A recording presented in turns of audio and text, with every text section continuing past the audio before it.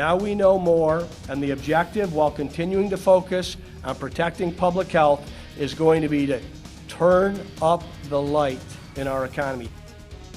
Governor Gov Ducey asking Arizonans for patience as he extends the stay-at-home order until May 15th. But he also said there will be modifications. The governor says he wants to slowly open up businesses. We'll be starting with retail outlets next week. Let's go to political editor Dennis Welch, who was in that press conference for the details. Dennis?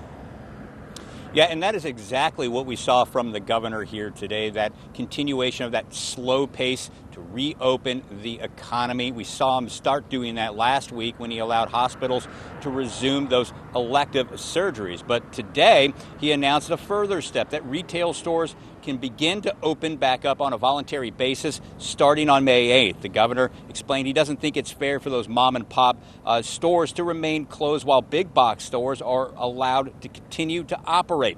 Now, the governor also set an ambitious May 12th goal for restaurants to open their doors. Now, he made it very clear, however, that this does not mean bars, and he made this strong threat to any bar owner out there who is thinking about violating this order.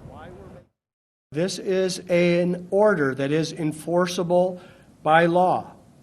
A violation is a $2,500 fine and up to 6 months in jail. And for those that own an establishment and are publicly going to flaunt the order, you are playing with your liquor license. Don't do that.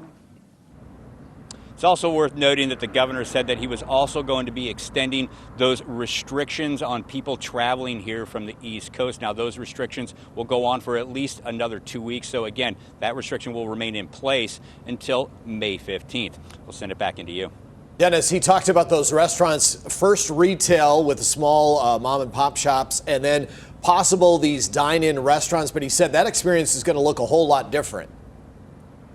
He said it will be looking a lot different here, but I got to tell you, it's a lot different, too, from other states. We saw recently, like I believe in Texas, where they said that they would allow restaurants to open on a limited capacity, around 25%.